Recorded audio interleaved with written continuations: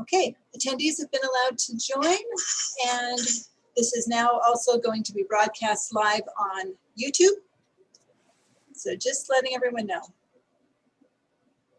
Okay, attendees have been allowed to join, and this.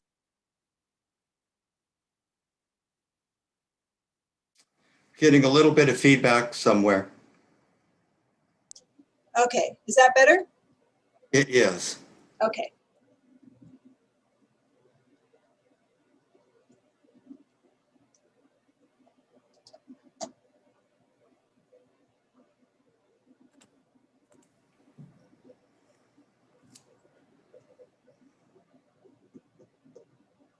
Oh, yes. Tammy, are you able to bring the flag up okay?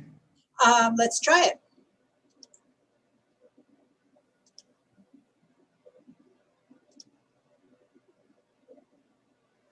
Very good. Okay, I'll Thank put you. it down for now and put the other one up. So.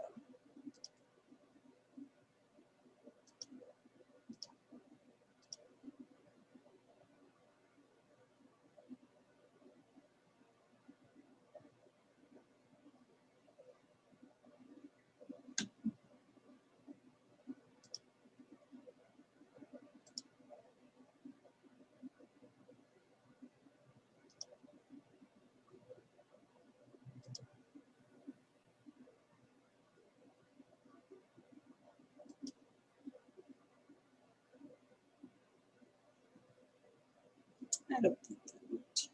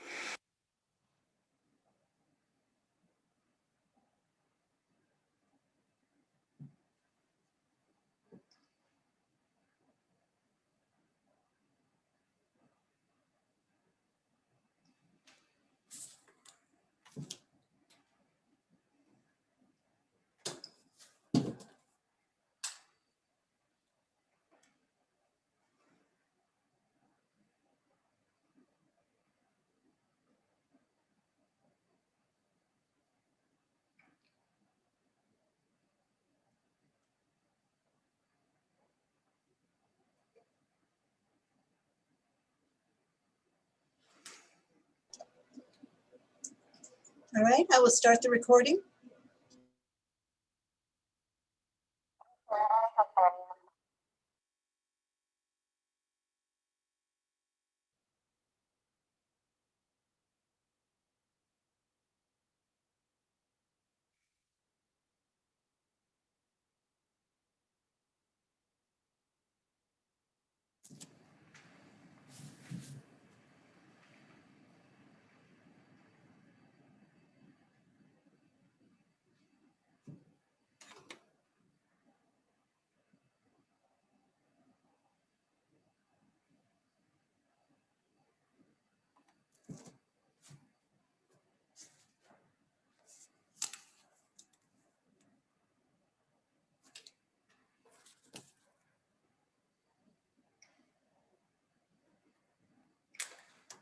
Good evening, everyone. The July 22nd, 2021 Whatcom County Planning Commission meeting is called to order. I'll call the roll. Answer for here. Robert Bartel. Here. Kelvin Barton, that's me. I'm here. Atul Desmani.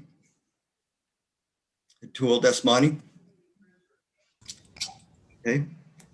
Jim Hansen. Here. Okay. Stephen Jackson. Here. Kimberly Lund. Here. John Mayberry. Here. Natalie McClendon. Here. Dominic Masseri. Here. All right. Let's see here. Okay, please join me in the flag salute.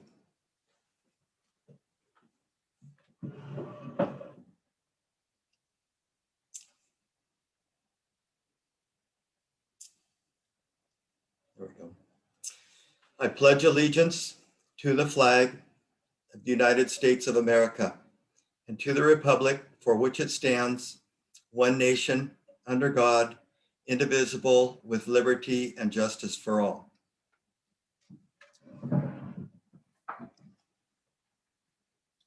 Okay. Right, so we are at the time for department update. Director Personius, would you give us the department update, please? Good evening, commissioners. How are you? Happy Thursday. Hope everybody's having a good summer. Just a quick update for you, where we're at with council on some of the legislative items. Next Tuesday, the 27th, council will hold their final public hearing and anticipated decision on the Cherry Point amendments. So that should bring a close to that process that we've all been working on for the last 3 or 4 years. And so a lot of good work by a lot of folks, a lot of input, a lot of comment. I think has led to a good solution, good resolution of those regulations. So we're looking forward to that. The other 2 items they'll be discussed at the P&D committee at council on next Tuesday will be your recommendations on the BESS, or the battery energy storage systems proposed text amendment, and the Nooksack Falls exclave text amendment as well. So those things will be discussed at P&D on Tuesday, and I think are up for introduction next Tuesday as well. So if that goes as scheduled, then there would be a public hearing at their August meeting on those 2 items. And just the only other thing I've got to let you know is that just on the operational side, PDS is beginning our hopefully post-COVID transition plan, operations plan. And so we've opened a little more open to the public. The doors are still closed to walk-in traffic, but we are taking, folks can come in and meet with staff individually, person to person, on an appointment basis. And so we have appointment software on the website for folks to make appointments to come on in and meet with the planners and meet with staff. And so that's been going well. We've rolled that out since the 1st of July. And that's been working really well. There's 12 different appointment slots available every day. And we've been having 4 to 5 folks fulfill those appointment slots on average every day. So that's been going really well. So that's what I've got for you guys, unless you guys have any questions for me. Okay, any questions for Mark? All right, thank you, Mark. Enjoy your evening. Thank you. You guys too. Now is the time for open session for public comment. And as we mentioned the last meeting, County Council has asked that we follow the format that they follow. So I'm going to ask our planning coordinator, Tammy, if she'll go ahead. I see we have no attendees, but I'll let you go ahead and explain the process again, Tammy. Certainly. Welcome to the meeting. This meeting is being broadcast live. The audio is being recorded and will be posted to the county website. Members of the public may join the meeting online or by phone. If anyone is watching live at this time and you would like to join the meeting to speak, please go to the link listed on the screen. Here, let me give you a little screen share here. All right, so there's a link right at the top of the screen.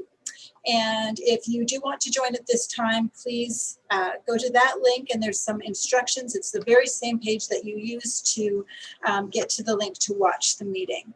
During open public comment session, speakers may not speak to items that are scheduled on the agenda for public hearing tonight or items that have had a public hearing and are still under deliberation by the Planning Commission. So let me just have a look if there is anybody who would like to speak at this time. Okay, we still do not have any attendees. Okay. Being as we have no one that would like to speak in open session for public comment, let's move on to commissioner comments.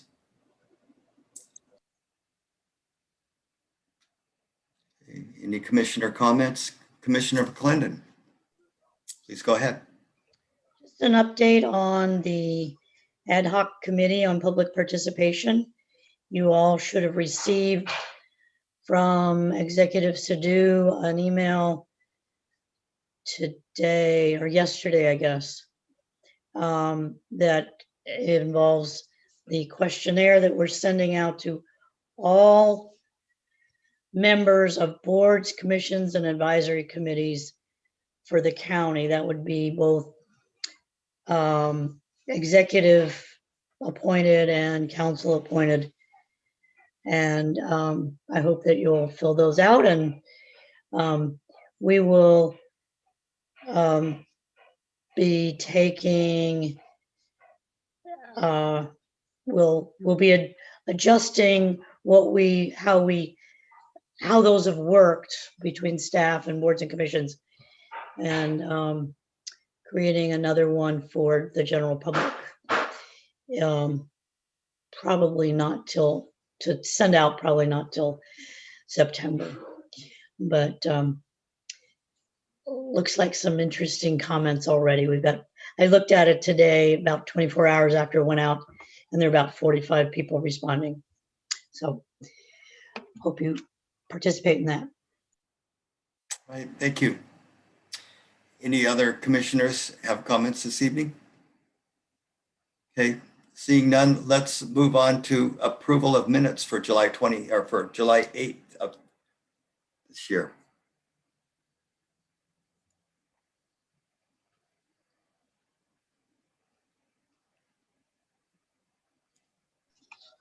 I move as presented. We have a motion. Do we have a second? I'll second that. Okay, thank you. We have a motion and a second. Is there any discussion, corrections? Seeing no discussion or corrections on the minutes, Tammy, would you please call the roll? Commissioner Bartel? Yes. Has Commissioner Desmani arrived? No. Okay. Commissioner Hanson? Yes. Commissioner Jackson? Yes. Commissioner Lund? Abstain. Commissioner Mayberry? Yes. Commissioner McClendon? Yes. Commissioner Mosseri? Yes. Commissioner Barton? Yes. Okay, that's 7 yeses, 1 abstaining, so that carries. Okay. Okay, we'll move on to our topic for the night, proposal to amend the Whatcom County zoning code for add a new chapter entitled Temporary Homeless Facilities, along with definitions. And we have several people here tonight. Matt Ahmet, Whatcom County Planning staff, will present. And I believe that it's Ann Beck is with the Health District. I believe I'm accurate there. And we have Royce Buckingham, Whatcom County Attorney on hand here. So Matt, would you go ahead? Sure. Matt, I believe we have the slides with your notes. Oh, okay. So let's see. How do I switch? Oh, maybe switch this here. Notes are at the bottom now. They were just on the side a minute ago. Okay, let me try it again here.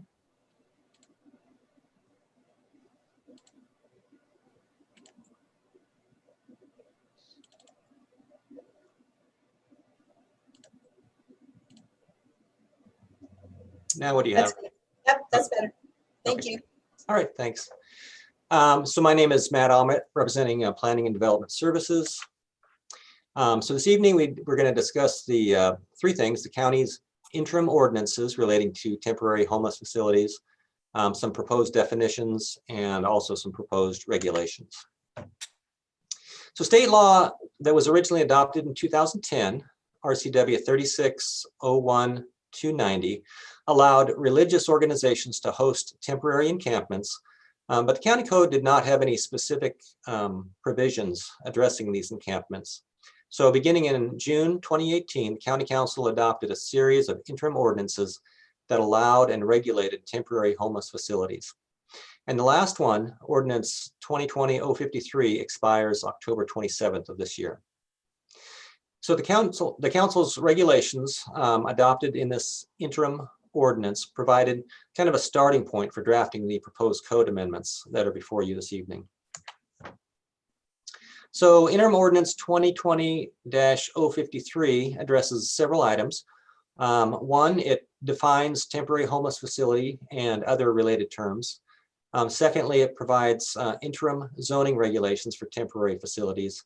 And it also asks county staff to draft revisions to the county's land use regulations to address these facilities. So that's what we brought to you tonight. So staff developed a proposal for public review and consideration by the Planning Commission. We'd first like to address the definitions in that proposal so that we can kind of have a common understanding when we talk about the proposed regulations. So the proposal addresses 4 types of temporary homeless facilities as shown on the screen, and we'll get into these in a little more detail in a few minutes. So this is the proposed full definition of temporary homeless facility. And this definition would be an entirely new definition in the Title 20 zoning code. However, we decided to insert inserts and strike-throughs so you could see the difference between this proposed definition and the definition in the council's interim ordinance. So as mentioned, temporary homeless facilities is the kind of generic overarching term that encompasses 4 specific types of facilities. And those are building encampments, safe parking areas, tent encampments, and tiny house encampments. So the first type of temporary homeless facility is a building encampment, which basically is located in a building or a permanent structure. So it's a temporary land use in a permanent building. The second type is a safe parking area, which is a lot or area where people can stay in cars. So these would be of shorter duration than building encampments or tiny house encampments. The third type is a tent encampment, which is an area where people can stay in tents or similar structures for a period of time, but it's a managed site with rules and regulations. And like the safe parking areas, these sites would be shorter in duration than building or tiny house encampments. And the fourth type would be a tiny house encampment, which is an area where people can stay in small units for a period of time. And the phrase typically less than 200 square feet, which is in the county's interim ordinance, has been replaced in this proposal with between 100 and 300 square feet. And this would provide consistency with the definition in the Bellingham Code. And it also provides clarity for the public, for managing agencies, sponsors, and staff relating to the allowed size of temporary tiny houses. So these sites would be shorter in duration than building encampments, but longer in duration than tent encampments or safe parking areas. So the proposed code includes basic requirements for temporary homeless facilities, permit procedures, capacity limits, and duration or time period limits, in addition to the definitions that we just went through. So the proposed code includes a number of requirements that temporary homeless facilities must meet, and some of these are shown on the screen. These are in the packet on pages 2 through 5 of Exhibit A. So most of these standards are drawn from either the county's interim ordinance or the City of Bellingham Code, with some modifications here and there. So one exception is proposed County Code 2017-020, parentheses 23, which requires these facilities to be located in an urban growth area, as more intensive land uses are anticipated there and service and transportation options are more readily available. However, we would note under state law, these locational requirements, you have to be in a UGA, cannot be applied to facilities on property owned or controlled by religious organizations. So we just wanted to call your attention to that provision because it's different from the other provisions in the county interim ordinance. So the proposal requires administrative approval use permit for temporary homeless facilities, and that's also required by the council's interim ordinance. And some features of the permit include notice to neighbors, notice on the website, notice in the newspaper, notice on road frontage. So there's a lot of awareness, getting awareness, getting the word out. Also, the planning department approves or denies the permit, and then the permit can be appealed to the hearing examiner. The proposal would limit the number of people in any single temporary homeless facility to 50, but it would also limit the total number of people in all facilities in unincorporated Whatcom County to 100 at any point in time. And this is consistent and drawn from the existing interim ordinance that the county council has passed. And as you can see, Bellingham has a maximum of 600 people inside the city limits in the 4 types of facilities. So we alluded earlier to the duration of the various temporary homeless facilities. Tent encampments and safe parking areas are intended to be the shortest duration, a little over a year maximum at one site with all the potential extensions. And the City of Bellingham allows these facilities for a maximum of 180 days. The temporary tiny house encampments would be a maximum of 2 years on a site. The City of Bellingham is currently 2 years, but then there's a proposal to extend this to 5 years if all the renewals are approved. Building encampments would be 5 years, and the city also allows these for 5 years. Then there'd have to be an interval of time, and then they could theoretically come back to that site at a later date. So in summary, the proposal would create a new chapter in the county zoning code addressing temporary homeless facilities in unincorporated Whatcom County and provide related definitions. So that concludes our presentation. If you had any questions, we try to address those. And as Calvin mentioned, we have Ann Beck from the Health Department who's knowledgeable about homeless facilities, and then Royce Buckingham if you have any legal type questions. Commissioner Hanson. I guess this is a question for Mr. Buckingham. I'm just wondering how we can discriminate between religious organizations and fraternal or social welfare organizations in terms of them being able to host these establishments on any properties they might have or acquire. Wondering about the First Amendment and the Establishment Clause and how we could provide some special privilege for one type of organization and not for another. Religious organizations have special protection, and actually that's in the RCW where it distinguishes between religious organizations and any other organization.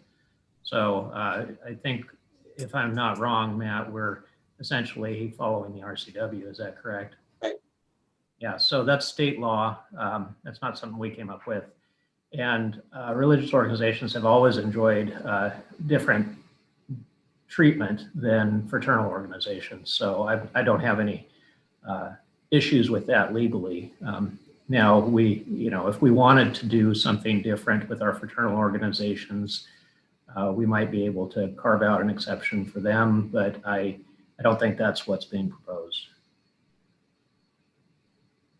Thanks. Commissioner McClendon.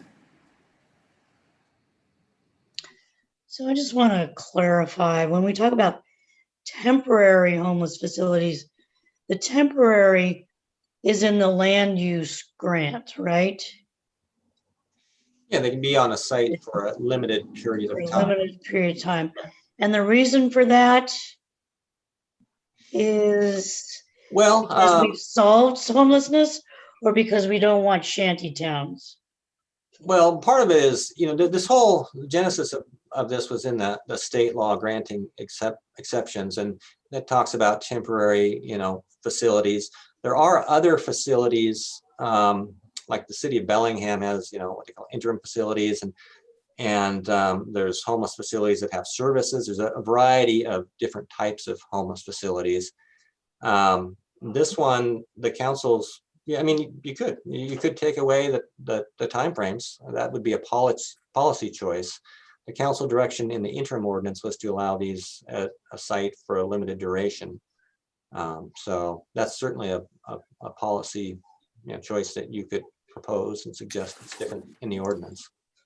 I was just trying to, I'm not suggesting that we need to do that, but, I remember, I don't know, I haven't heard anything about it in recent months, but, the homeless encampments in Seattle, they have to, well, they have had to do that in Bellingham too.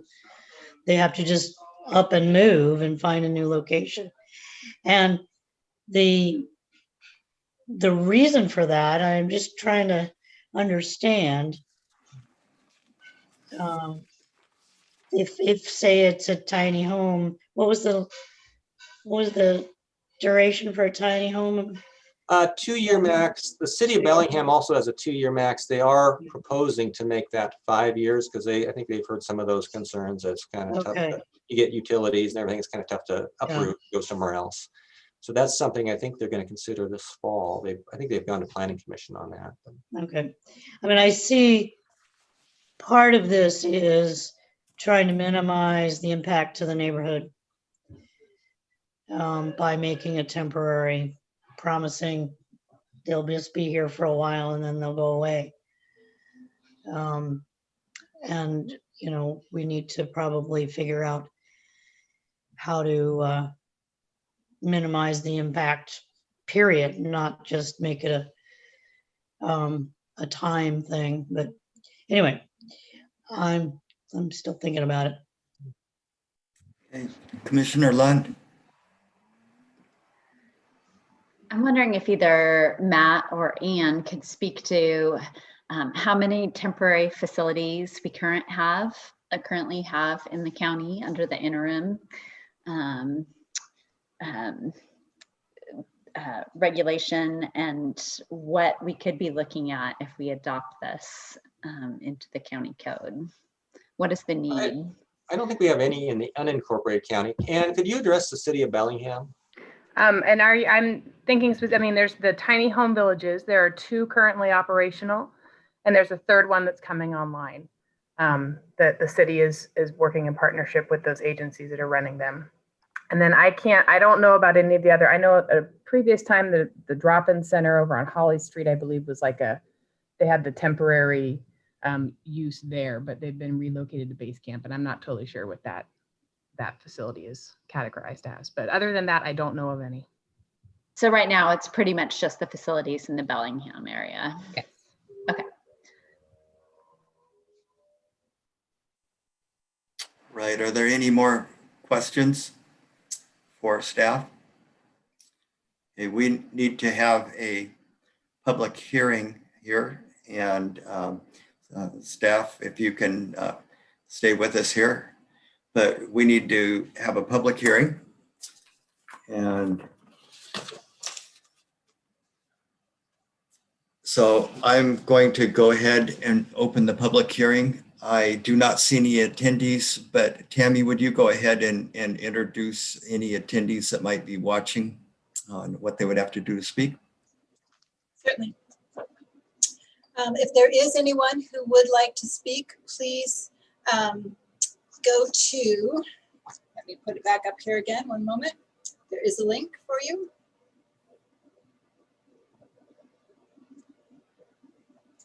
Okay, so if you go to www.whatcomcounty.us/3436, it will bring up a public participation page. And at the bottom of that page, there are options to join the meeting.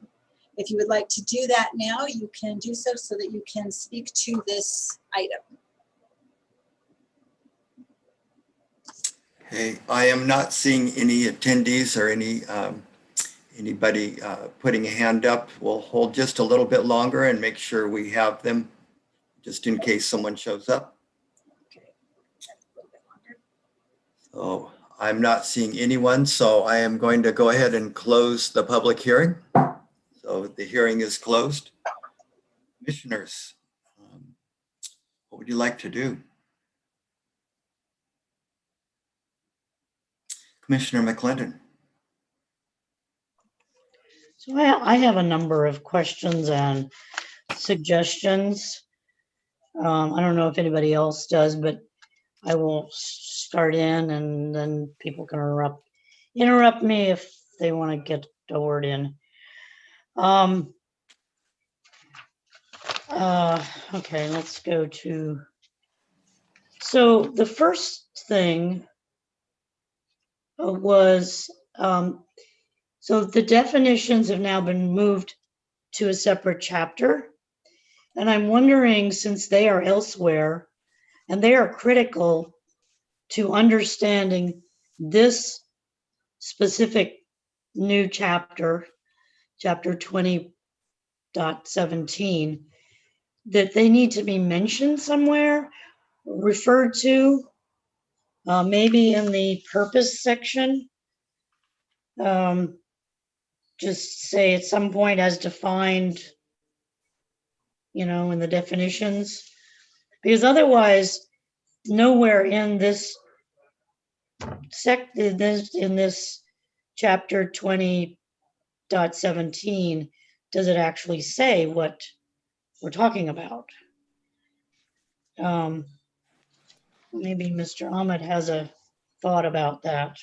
Well, we originally had the definitions in this section, and our land use folks who reviewed this recommended we not do that, and we put them back in the definition section because every other section of the code is like that.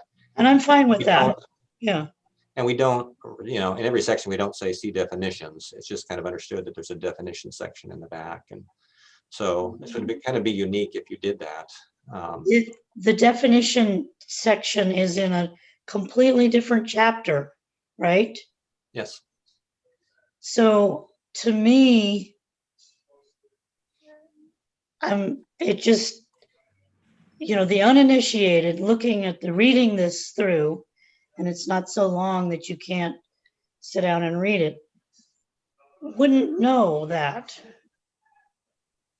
So I understand that moving all the definitions out of the individual chapters into its own consolidated definitions chapter is relatively new. Maybe we need to do this for all of them to just make sure that people understand there are definitions. They're not here, they're over there. Anyway, I'm going to let you think about that because I think that's kind of a major structural understanding of how the code works. And we've talked about this before in other contexts where the definitions have been moved out into whatever the other chapter is. And it's never occurred to me before. But reading this through, being able to read the whole thing through, it struck me. Okay, the next thing is does it say somewhere the facilities must be sponsored? I think that's in the definition. Okay, that's another problem. If the definitions are over there and it's the rest of the context of chapter 20.17 just kind of implies it, refers to it, but never says it. I think somewhere it needs to say that. And I would recommend that it say it very close to the top. Because that's critical to understanding the entire chapter. You know, the section, I guess it's a section of chapter 20. Does that make sense?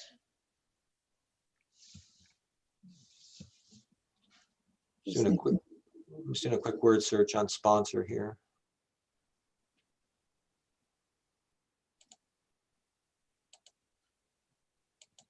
Yeah, I mean, it is kind of, you know, the sponsor and managing agency, so she'll do this or that. I mean, it's stated a number of times in the code. It assumes it, Mhm. but it doesn't state, except in the definition. It doesn't state in this section that these temporary homeless facilities only exist under the auspices of a sponsoring organization. Yeah, that could be put in there. Okay.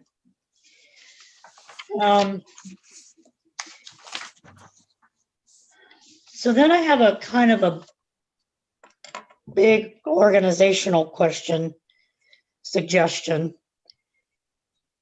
I tend to think about how to present things from the general to the specific. Seems to make sense to me. We don't start by looking at the toenail of the elephant. We look at the whole elephant first. And so I would like to suggest we rearrange the sections so section .010, the purpose, obviously needs to go first, but then move the section 040, the permit required, up to number 2.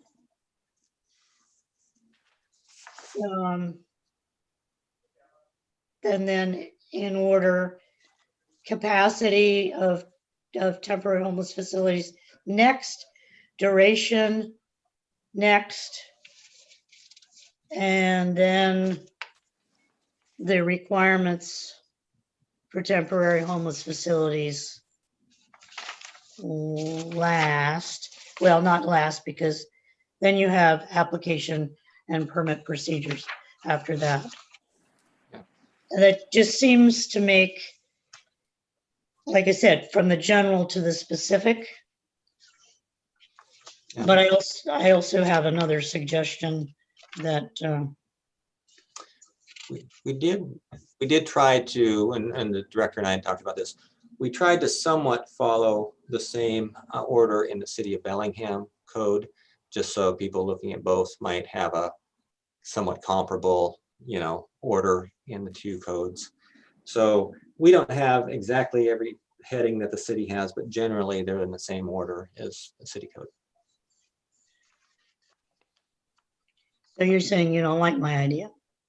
Well, I'm just saying that our rationale is that when Yeah. we discussed it, if there's a homeless provider out there and they're looking at two codes, you know, if they're kind of in the same order, it might be helpful.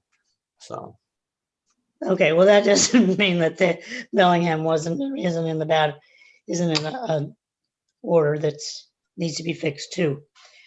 I'm gonna leave that sitting there. There's other people who have their hands up. Okay. Commissioner Lund. As Natalie was speaking, her proposal for reorganizing the sections makes a lot of sense to me also. So I would underscore her suggestions about how to reorder these, starting at a broader view and then getting to the specifics. And then the city of Bellingham can endeavor to improve their code to match ours. Right. Commissioner Masseri.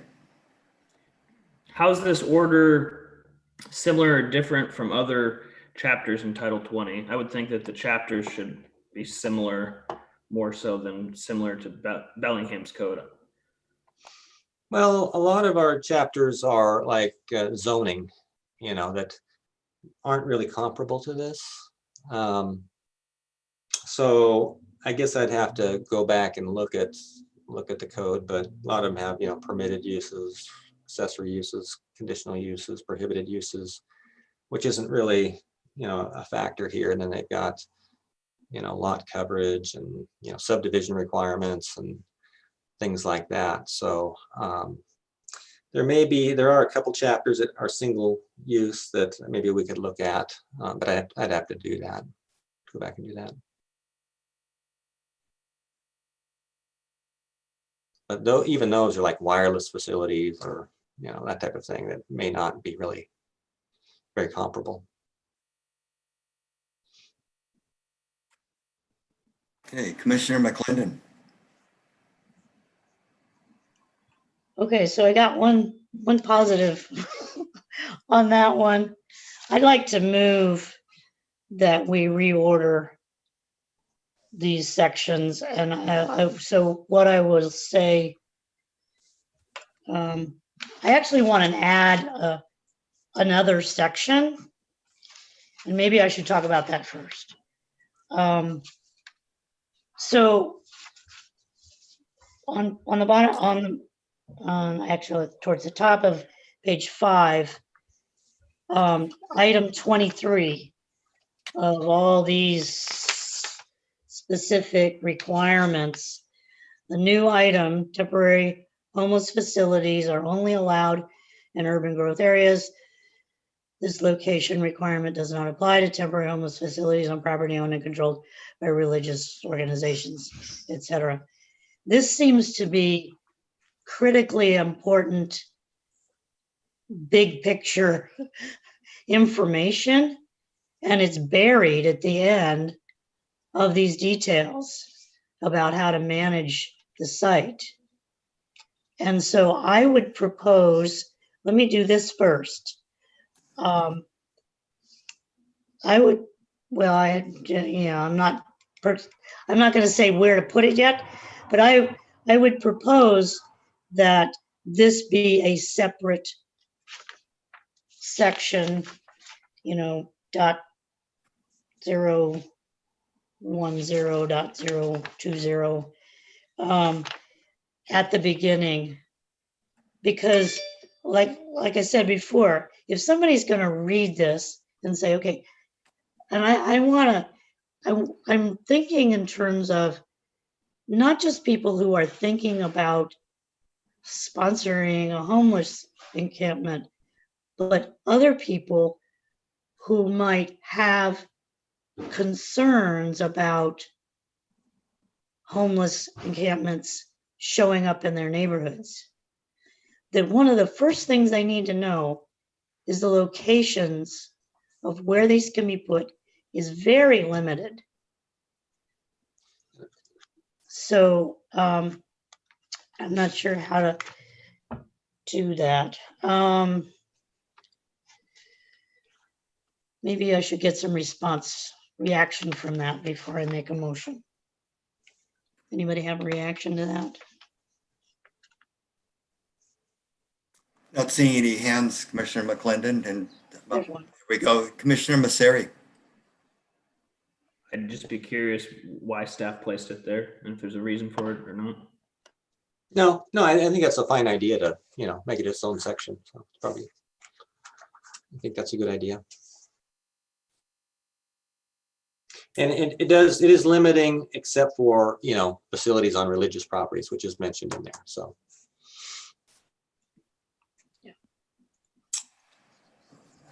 Commissioner McClendon. Okay, so I'd like to make a motion, and I'm gonna include my reorganization in this.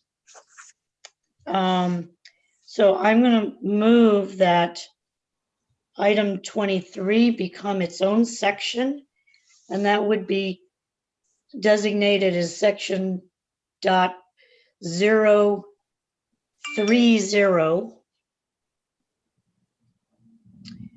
This might get complicated. And that the existing sections, permit required, which is 040, be changed to 020. So it would be the second section. Then the third would be the new one, the location section where they can be. Then the fourth would be the current 050 capacity of temporary homeless facilities. The fifth section would be current 060 duration of temporary homeless facilities. So that would go to 050. And then section 020, which is requirements for temporary homeless facilities, becomes 060. So that is a motion, and I will recap. The order would be purpose, permit required, location, I don't know, we're probably going to need to give it a heading. Capacity, duration, requirements, and then the existing ones that don't change would be then permit procedures, no, application and permit procedures. So that's a motion. There is one additional in 030 Did I miss something? additional requirements. So can we just put that as 070 or 065? Oh, that's true. Since I added a new section, those numbers would have to change. You just change that to 065 so we can keep the other ones the same. Oh, okay. Which one is 065? Well, 030, there's 030, the additional requirements for temporary building encampments. So if that was made 065, then 070 and 080 could just keep their numbers.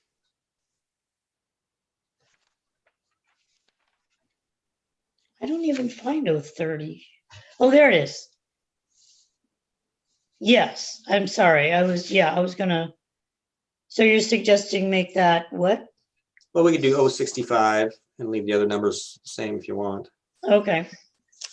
That's why you have all that extra numbers to be able to stick stuff in. Yeah, that's common in various sections. Okay. All right.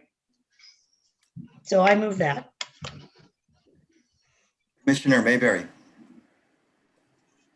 Yeah, I was just wondering if we could get that all written out somewhere so we know what we're voting on. I'm fine with it. So let me, let's see here.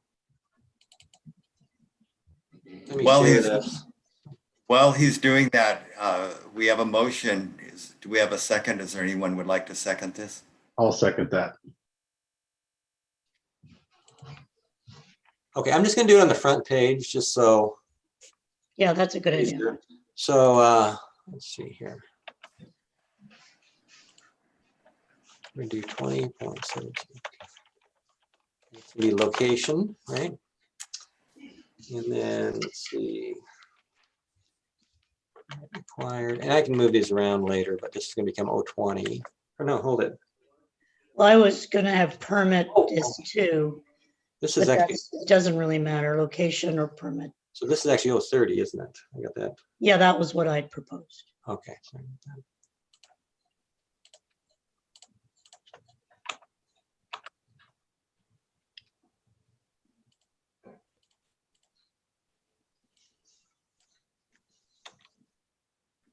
Okay. Okay, and then let's see here. Location. You have it as 20 still. Oh.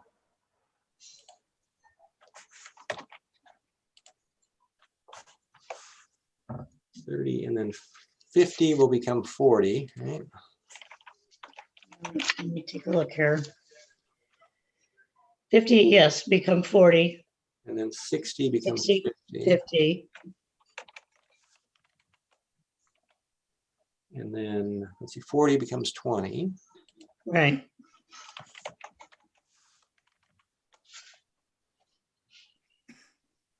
Let's see, was that it? And then the current 20 becomes Oh. 60 I've got. Yeah. Yes. Oh, and this becomes, And yeah, that would be 65. then we got 70, 80. Yeah. Okay. Okay, thank you, Matt. Is there discussion? Do people have questions on the motion?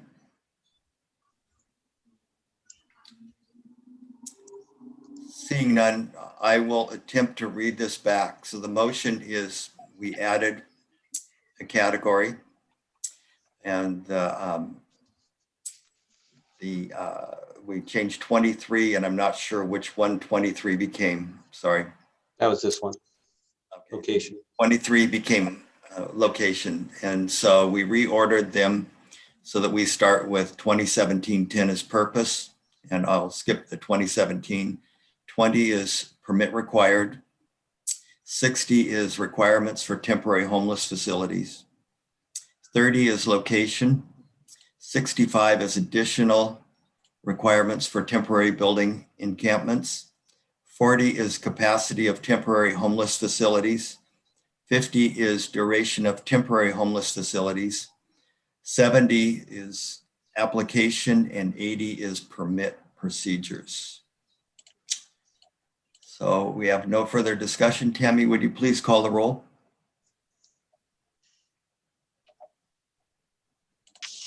Okay, Commissioner Bartel, Yes. Commissioner Hanson, Yes. Commissioner Jackson, Yes. Commissioner Lund, Yes. Commissioner Mayberry, Yes. Commissioner McClendon, Yes. Commissioner Mosseri, Abstain. Commissioner Barton. Yes. Okay, that is 7 yeses, so that carries.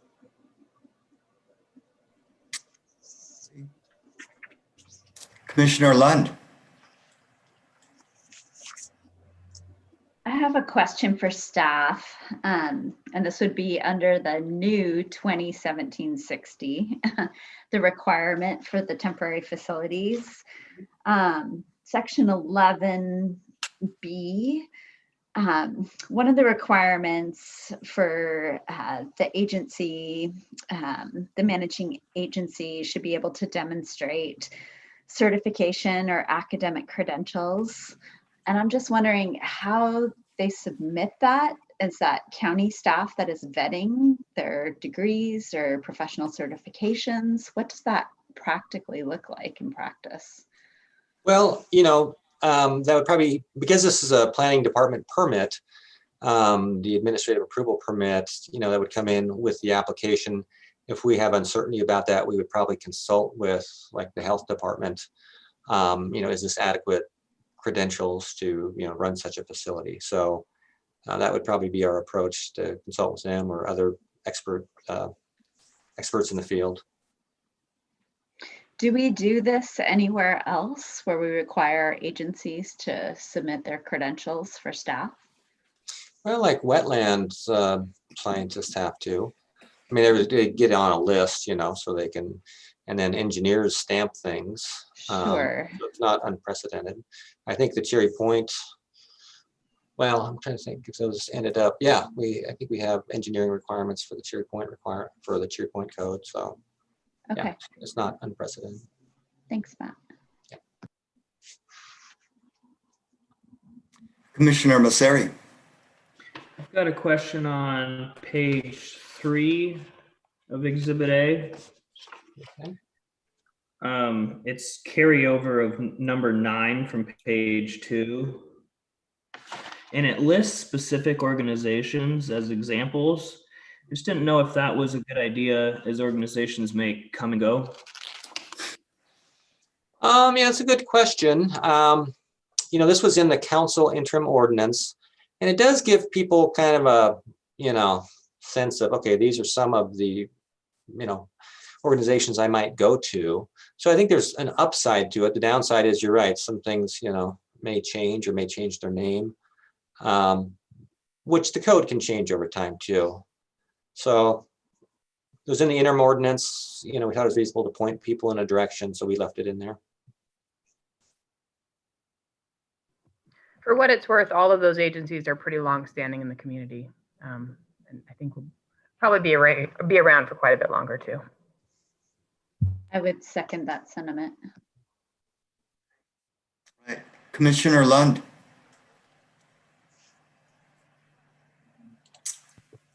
You had your hand up, Commissioner Lund. Did you wish to I speak? took my hand down. I was just going to say that those 4 agencies are kind of capstone agencies, so I have confidence that they would endure.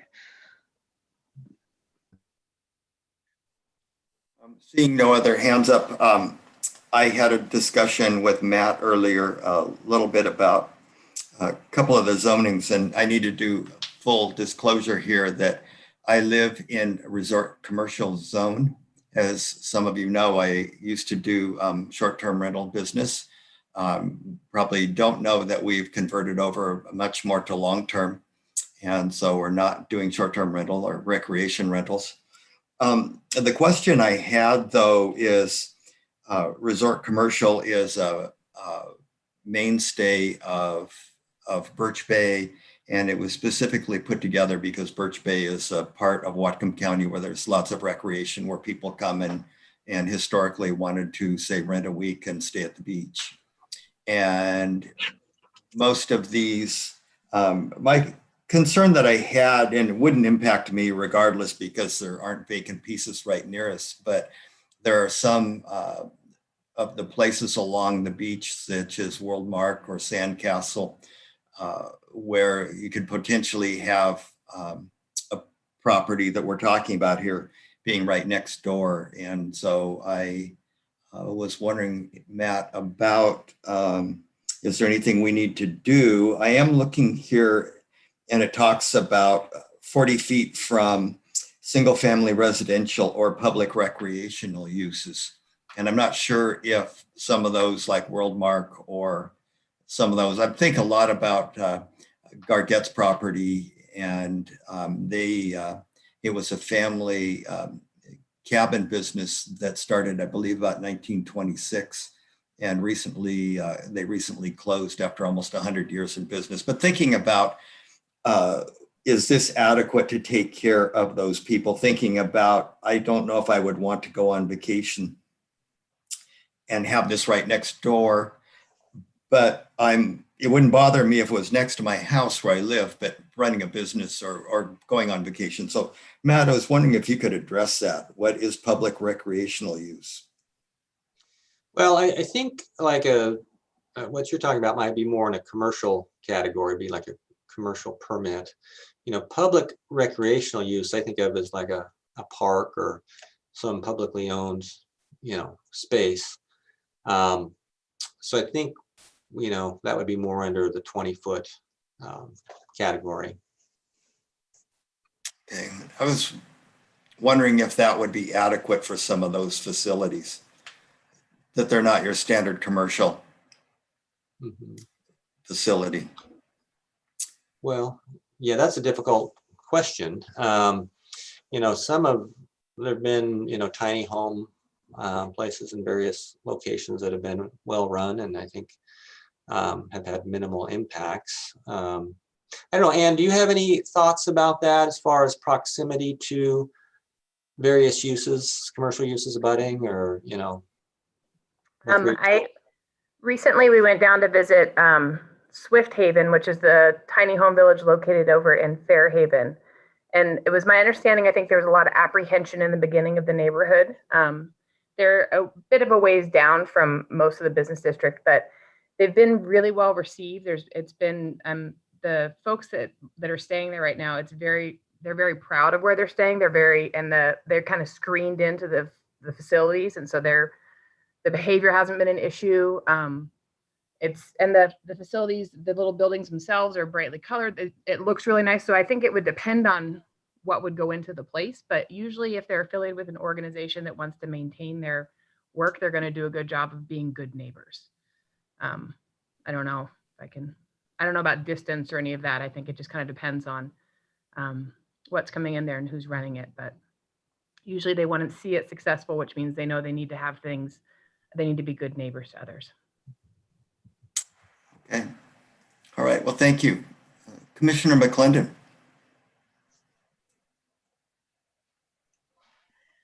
So I want to make a motion to amend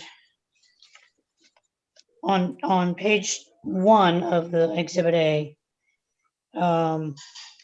the end of the first sentence under purpose, where it has parentheses known as temporary homeless facilities, close parentheses, and then I want to add a comma, as defined in chapter 2097.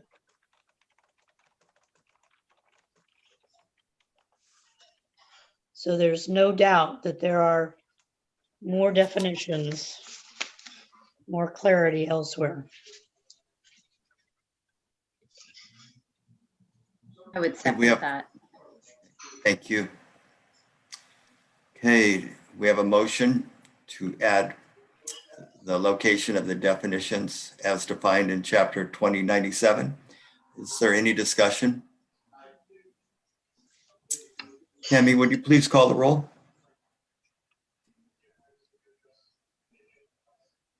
Commissioner Bartel, Yes. Commissioner Hanson, Yes. Commissioner Jackson, Yes. Commissioner Lund, Yes. Commissioner Mayberry, Yes. Commissioner McClendon, Yes. Commissioner Masseri, Yes. Commissioner Barton. Yes. That is 8 yeses and that carries.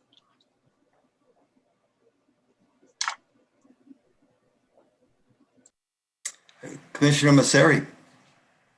You had a question on the temporary building encampment, the length of stay of 5 years. I was curious, I'm thinking it's probably because that's what City of Bellingham had potentially, but it feels long for what I would consider something temporary, I guess. So I was just curious the rationale behind it. Well, the rationale was just to match. We were trying to be consistent with Bellingham's ordinance to the extent we thought prudent. And so I think that's why that was, and that was also in the council's interim ordinance.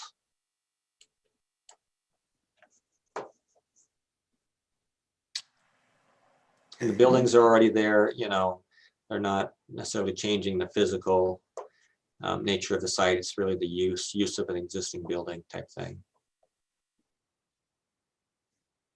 Not seeing any. Yeah, I guess it could be a new building theoretically too. Yeah.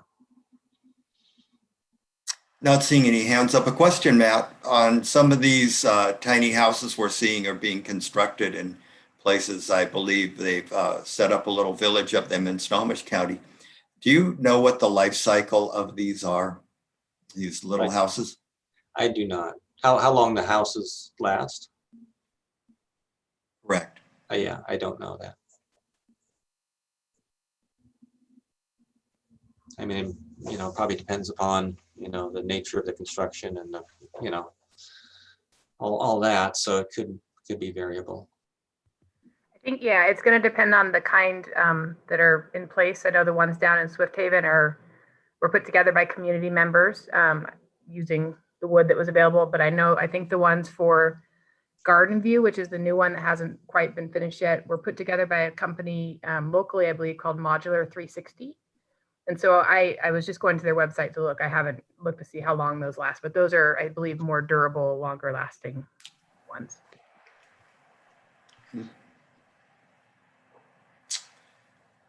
Hey, commissioners, what would you like to do? Commissioner McClendon. I got more. I'd like to move to amend the now 20.17.2020, which is permit required. So it was 040. To add a sentence at the beginning of that paragraph, temporary homeless facilities must be sponsored by a community organization, period.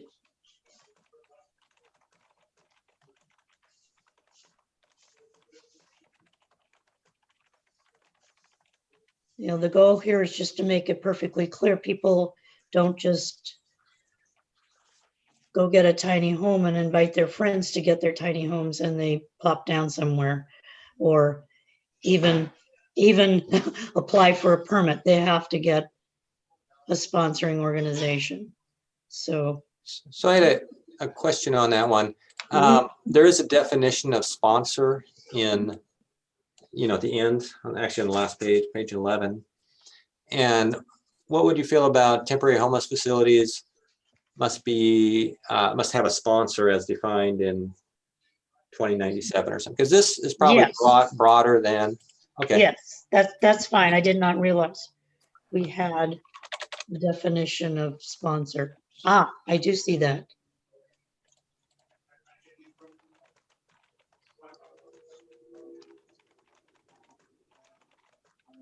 Yes, that's even better. Okay. Thank you.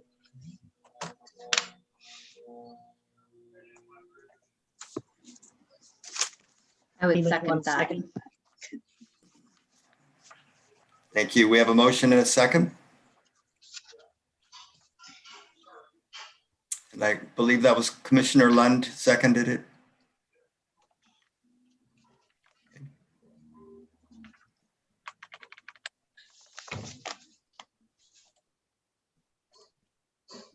So the motion is to change or add a line to under permit required. Temporary homeless facilities must have a sponsor as defined in chapter 2097. And Commissioner McClendon, I see your hand is up and I didn't know if you That's wanted just to. leftover. Sorry. Okay, okay. Seeing no hands up for discussion, Tammy, would you call the roll, please? Can I ask one thing? Sure. There's also a managing agency. I mean, if we're going to put sponsor in there, we may want to put temporary homeless facilities must have a sponsor and managing agency as defined by. Okay. Commissioner Sounds good. McClendon, are you okay with that? Okay, and Commissioner Lund, are you okay with that change? Yes. Thank you.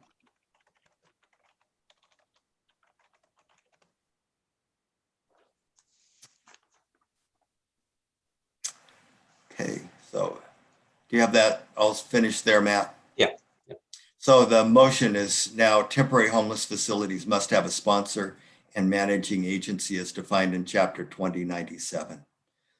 Tammy, would you call the roll, please? Commissioner Bartel, Yes. Commissioner Hanson, Yes. Commissioner Jackson, Yes. Commissioner Lund, Yes. Commissioner Mayberry, Yes. Commissioner McClendon, Yes. Commissioner Masseri, Yes. Commissioner Barton. Yes. That is 8 yeses, that carries. Okay. Commissioner McClendon, would you like to speak?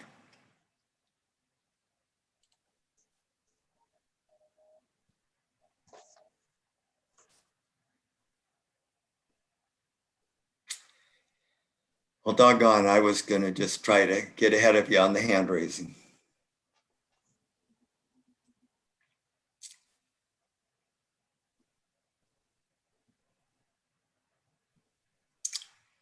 Go ahead, Commissioner McClendon. I have a question on middle of page 3, item 11D.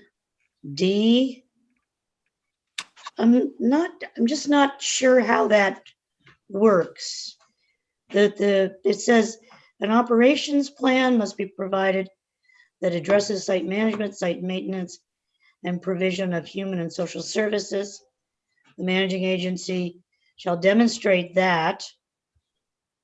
And then D says additional prescriptive measures will be implemented to minimize risk to both residents and the temporary homeless facility and the community in general. I'm just not exactly sure what you're trying to say there. So I think if the whole thing, this was kind of in the council interim ordinance, but we did a little wordsmithing here, but I think it's just to make sure and verify the competency of the managing agency to run the facility. So we're saying we have to have one of these four things. Demonstrated experience, academic credentials, other types of experience, or something else that they can demonstrate that that they can run the facility. I didn't notice the or. Yeah. Okay, or additional prescriptive measures. Okay, Yeah. never mind. Okay. Commissioner Lund. Well, to Matt's point, the way he read that, he included the ors, but it looks like to me the ors, the and ors are struck through. So Well, it looks like, yeah, I mean, it's A, B, C, or D. So any one of these would do. okay. I guess in my brain, the and ors in between like A to B, and Well, we could put the that ors reads back. more clearly, but Well, we could put the ors back, and the and or to me is kind of ambiguous. yeah. If you want to just or after each one, we could do that. That makes more sense to me, but if it doesn't to others, that's fine. Is everyone okay with putting the ors back? Can you give me some? Okay, that's what I'm seeing. So thank you, Matt. Go ahead and take care. Put the ors back in there, please. Okay. I'm gonna do that.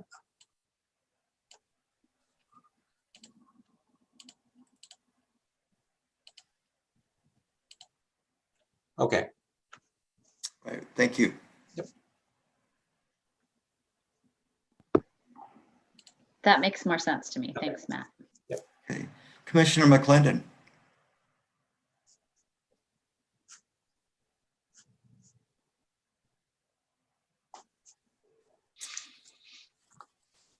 Okay. Oh, all right, You're Commissioner muted. Mayberry. I think she was muted. And I think she put her hand down too. So, Commissioner Mayberry. Yeah, I'm not sure it makes sense to have all the ors taken away, because these are all different qualifying experience that might be required to run these sites well. So I'm sorry, I want to actually think about it here for a little bit.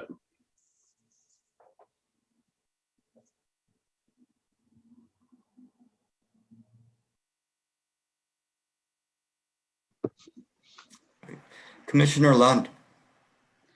So the way that I see that is we're trying to vet the experience of the managing agency by saying that their staff can either show proficiency in kind of boots on the ground experience and similar services to homeless populations, or that they have professional certifications or academic credentials in the human services field, or that individuals have experience in related programs. So I think we kind of give those 3 tiers of relevant proficiencies to say that that's how we're going to determine if the agency would be able to be a sponsor agency. That's how I'm interpreting it, the way it reads right now. Just, yeah, one of the 4, I think would be the.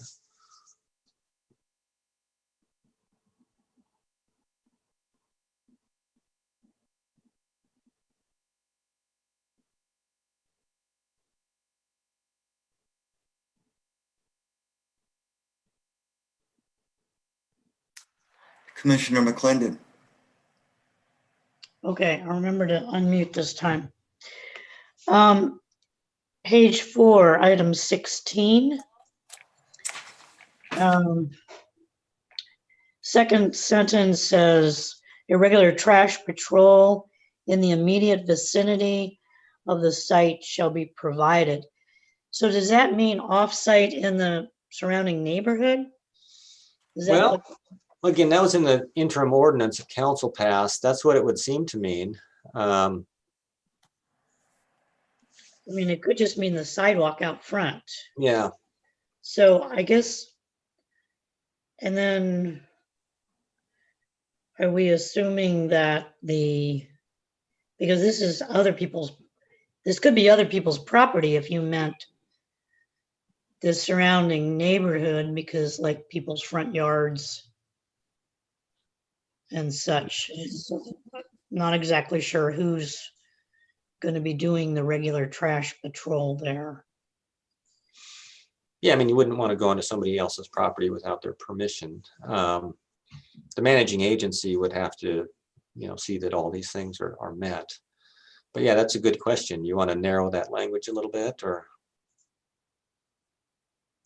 Well, I understand the issue. I mean, this is very much a neighborhood criticism that the trash builds up just out and around. So I'm not exactly sure how I'd want to change it to, I not necessarily want to narrow it, but I'm not sure what to do with it.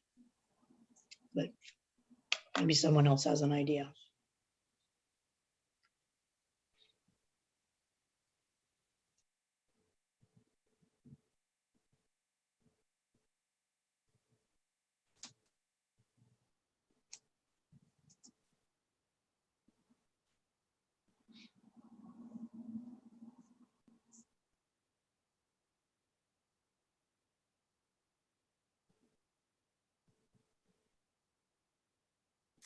Commissioner Lund.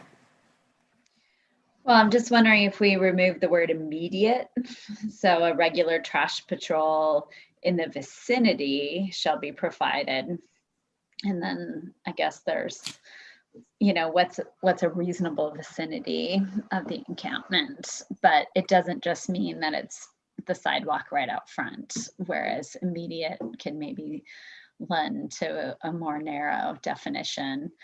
And we do know that the trash creep has been a concern. So, maybe we just take the qualifying word immediate out of that section.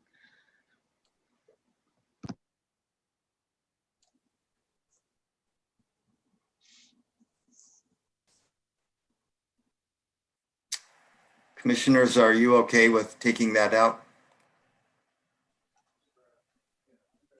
Seeing a couple of thumbs there. Okay. Is that something we need a Looks motion like- on, or should we have a motion on? or is that Well, just- does that it make looks it like more? it looks like we have consensus on it here, but we could put it in the form of a motion if you believe it ought to be. It'd be fine.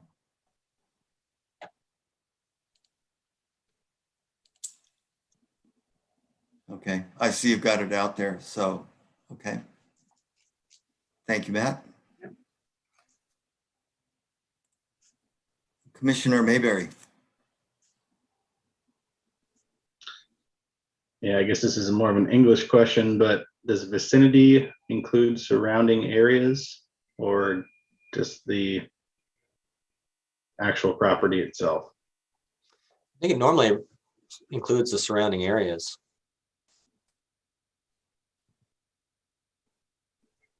Sounds good to me. Yeah, because it says in the vicinity of the site. So.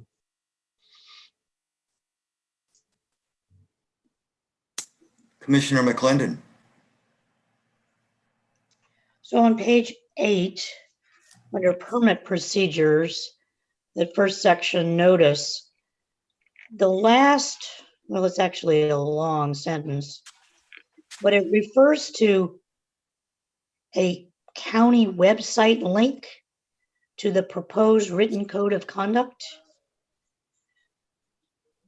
I'm unclear, when does that have to be done? And this is about providing notice for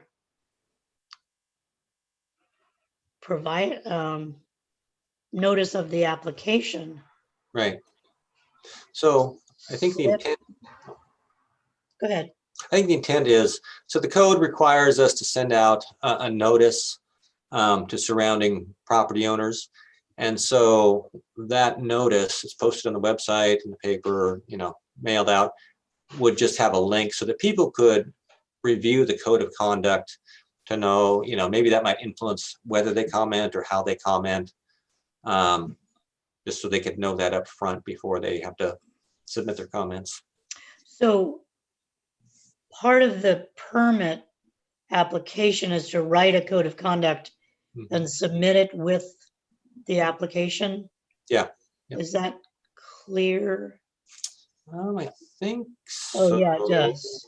Uh, Because it says, additionally, the notice of application shall contain proposed duration and operation of the temporary facility, number of residents, and contain the website link for the code. Maybe that's in the previous section. So yeah, the application on the section. application. Yeah. So it's Okay. required to be submitted with the application. Okay, great.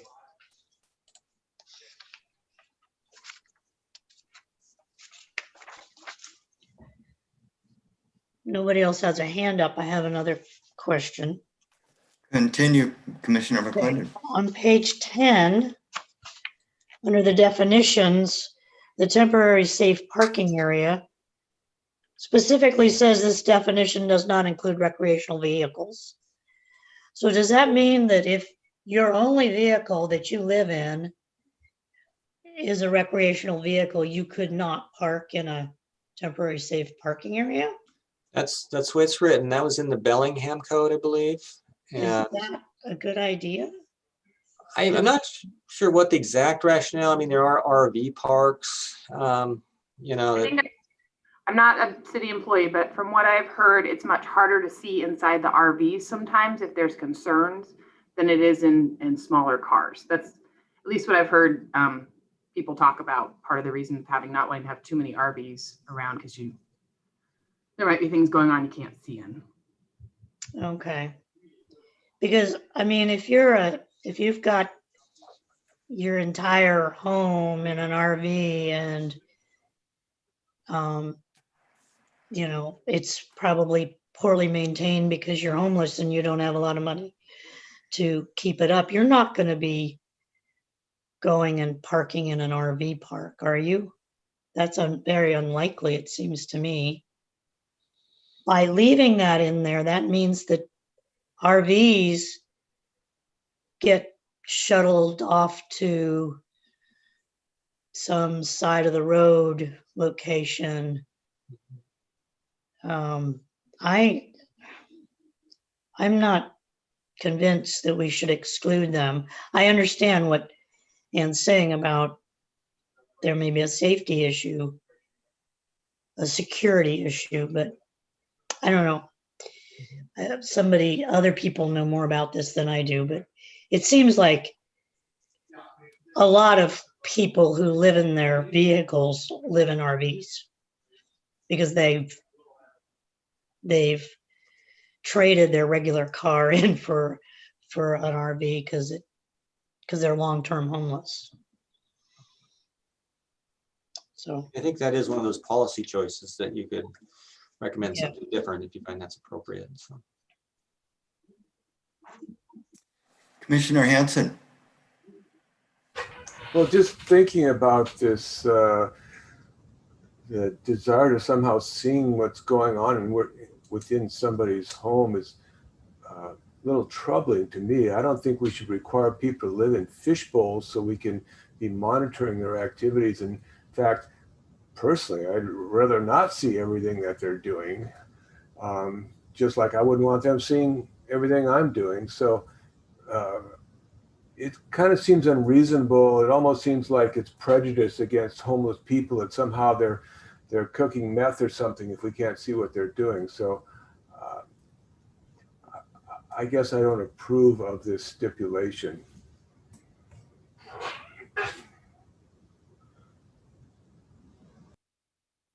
Commissioner Lund, I would move that we strike that last sentence. I'm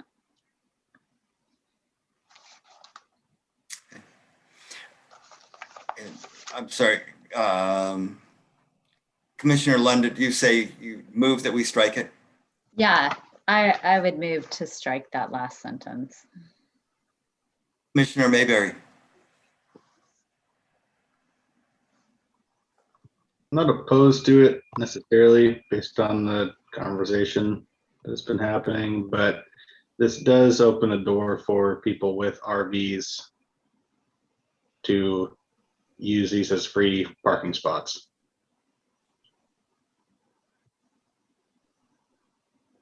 Commissioner Masseri. Yeah, to go back to, well, I guess what's been said, I get the privacy thing. I am in support of in favor of people's privacy, but what Ann brought up about potential maybe public safety issues seems like we're going back and forth weighing that throughout this whole document. So I would like to get more information from City of Bellingham or whoever kind of spurred this idea of excluding that before I just struck it.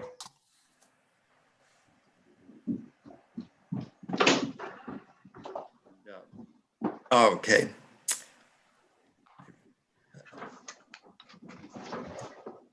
Commissioner Lund, go ahead. Well, I'll wait till you get plugged in there. Yeah, sorry, you got low battery. Sure. Yeah. All right, go ahead, Commissioner Lund. Well, my rationale for the motion is that because of all of the work that we're doing to put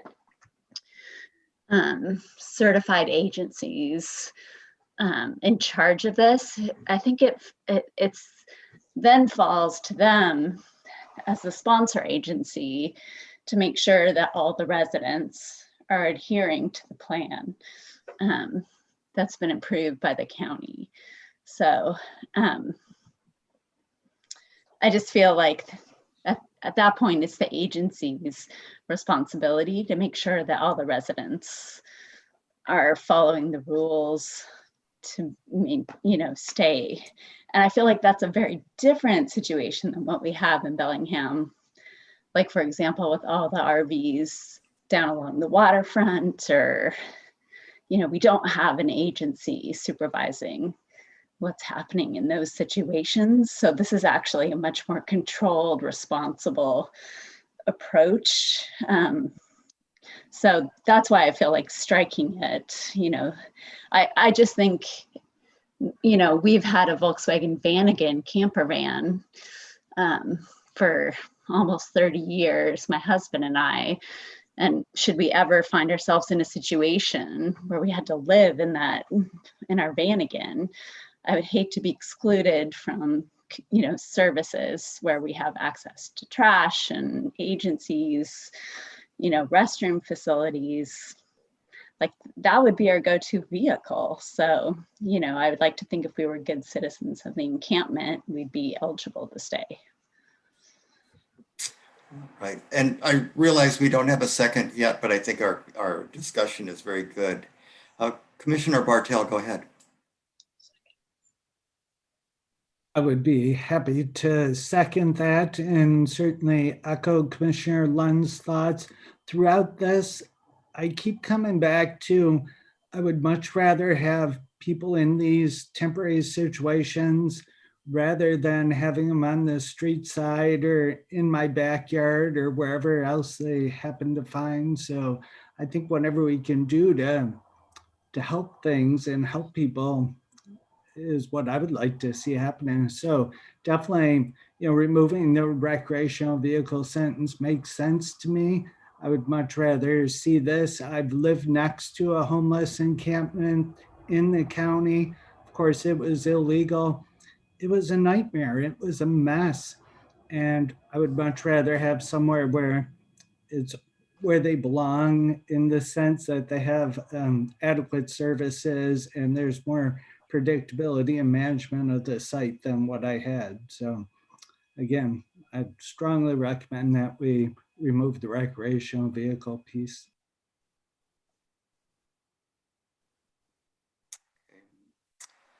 I'm not seeing any more hands come up. The motion is to remove the last sentence on temporary safe parking area. That last sentence is, this definition does not include recreational vehicles. Hey, Tammy, would you call the roll, please? Commissioner Bartel, Yes. Commissioner Hanson, Yes. Commissioner Jackson, Yes. Commissioner Lund, Yes. Commissioner Mayberry, Yes. Commissioner McClendon, Yes. Commissioner Masseri, Abstain. Commissioner Barton. Yes. Okay, that is 7 yeses. So that carries.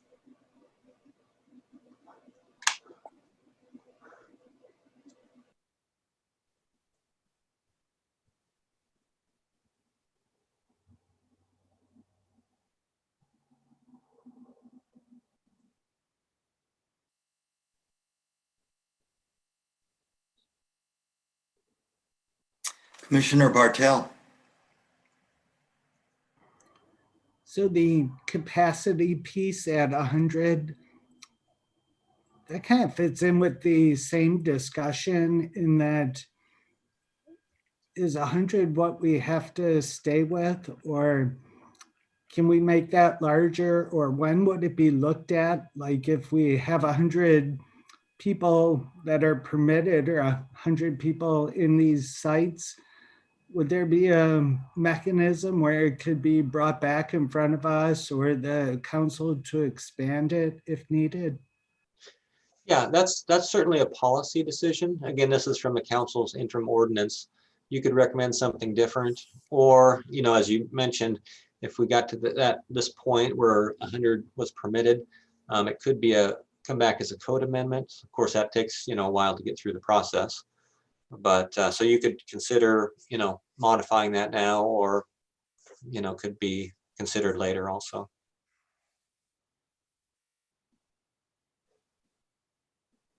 Commissioner Masseri. Yeah, if the code is approved as is, the council could still do an emergency ordinance if for some reason there was a large need. Is that correct? Or an increased need on this? They didn't see the capacity was doing it? If there was yeah, I mean, Royce, maybe you can weigh in on that, but normally they can do emergency ordinances on that type of thing. Royce, do you have any comments, or? No, I don't have anything to add. Matt, My thinking was go ahead, that I'm if, sorry. let's say it gets established as this, you find that it is way too little to meet either the current need or an increased need, natural disaster or financial disaster, whatever it is, they could do potentially an emergency ordinance. And then that would give you time to come back and update this. Would be a potential possibility, I would think. Correct. Yeah. We did, I sent out today an email updating finding 14. I hope you all got that. The point in time count came out earlier this week of homeless folks. And last year, the total was 707. And they mentioned in there, they think that's an underestimation. That's how many they counted. So in 2021, the count came out to be 859 throughout the county. So I did want to mention that's, and I don't know how COVID relates to that. Do you have any comments on that new number, or how it relates to the last year? I think that, I mean, the new number is also undercounted. It continues to happen. Our count was done differently this year, and we weren't able to go to places like the library and food bank that like we usually would do. So I would imagine that number is even higher in growth. I know for our families, we're seeing significantly more families who are experiencing homelessness right now. That's a very climbing number. And then with the fear of the eviction moratorium, the bridge happening and people being out of housing, I am concerned about homelessness being on the rise in the community even more so. And it's all very much affected by COVID and the COVID aftermath. Commissioner McClendon. So, locating a homeless facility out in unincorporated Whatcom County is certainly not the ideal because of the need to provide for services to, social services to get them back on their feet. But I do see that the safe parking provision would actually make a lot of sense because those people have transportation. And so it wouldn't be like putting somebody with no transportation or just a bicycle or something out in the boonies. So I'm kind of, and there are a lot of illegal encampments. I can think of 2 in the 5th district that I ran into when I was running for office 2 years ago. These are people mostly with transportation. I'm wondering if we can't, I'm actually reading this paragraph. It says a maximum of 100 people may be housed in temporary homeless facilities located in unincorporated county at any time. Does that mean any one homeless facility? No, this would be cumulative. So if you could have 2 of 50 people, you could have 3 of 33, Okay, but the second sentence deals with cumulative. Multiple temporary homeless locations may be permitted provided that the aggregate total of people in all temporary shall not exceed 100. Kind of It redundant. seems like it's doing the same thing. Mhm. So I'm wondering if, first of all, we need to change the first sentence to say a maximum of 100 people maybe housed in a homeless facility. Yeah, and that's the 50 is up under a different section. Where's the 50? What does that apply to? That's the requirements section. Let's see here. Why do we have that different number? Well, this is for one facility. So, okay, so then this is incorrect. This section of capacity, we should say right there, a maximum of 50 people may be housed in a single temporary homeless facility, and then multiple temporary facilities locations have an aggregate total of 100. Doesn't that make more sense? Yeah, I mean, it's kind of redundant the way it is right now. It's Yeah. same thing in 2 different ways. Yeah, I think that's just confusing to say it that way.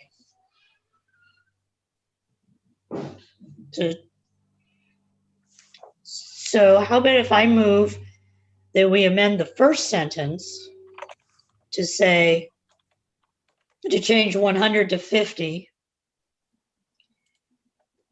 and then insert the words,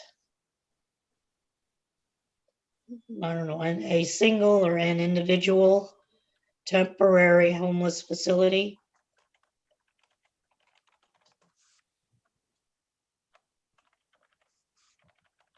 Does that make sense? Because then that's consistent with this other provision, which I've lost here, number 6 on page 2. Should we take out this at any time? Because it's just, Yeah, because it's not a maximum of 50 people maybe has anything.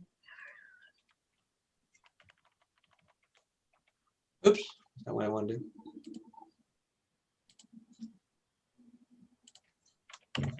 Yeah, I think that makes sense. And then the second sentence deals with the aggregate.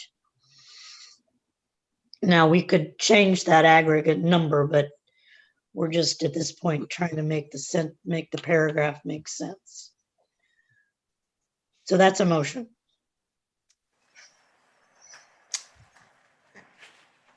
Do we have a second for the motion? I would second the motion. Okay. We have a motion and a second to modify. I won't try to identify it because I know we've changed some numbers, but capacity of temporary homeless facilities to read a maximum of 50 people may be housed in an individual temporary homeless facility located in the unincorporated county. Right. Okay. And Matt, did I get all of that there? I believe so. I was making a note, but it sounded I right. think I did. So, okay, thank you. Any discussion? Seeing no discussion, Tammy, would you call the roll, please? Commissioner Bartel, Yes. Commissioner Hanson, Yes.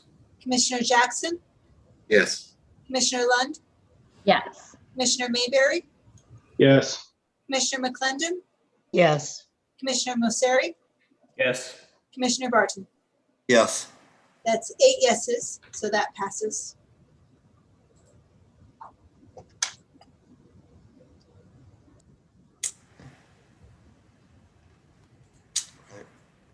While we're quiet here for a minute, Matt, I had a question for you.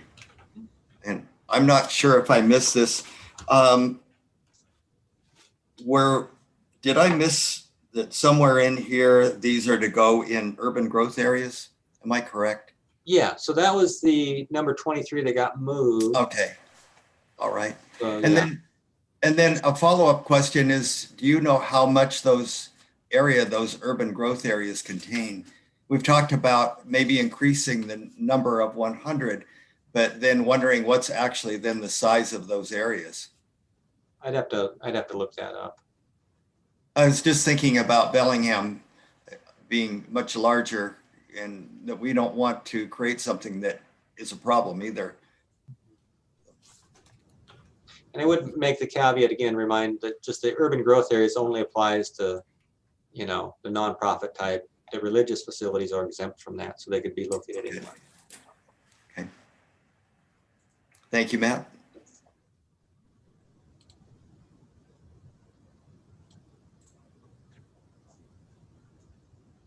Commissioner McClendon. Well, I have exhausted all my ideas. So I'd like to move that we recommend adoption of this, what do I want to say? The findings of fact and of exhibit, is it Exhibit A as amended? I'll second that. Okay. We have a motion to adopt Exhibit A as amended, along with the findings of fact. And just a reminder, we did amend those findings of fact today, so. Yes, thank you, Matt. Okay. As Matt pointed out, Exhibit A, the findings of fact were replaced this afternoon. So is there any discussion? Seeing none, Tammy, would you call the roll, please? Commissioner Bartel, Yes. Commissioner Hanson, Yes. Commissioner Jackson, Yes. Commissioner Lund, Yes. Commissioner Mayberry, Yes. Commissioner McClendon, Yes. Commissioner Mosseri, Yes. Commissioner Barton. Yes. That is 8 yeses, that carries.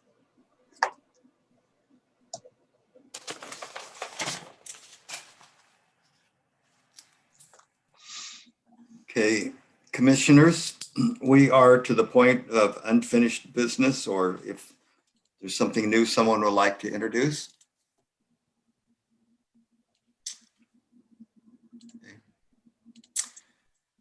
Seeing no hands coming up here, I was going to say I move we go home, but I think everybody's home except some of the staff.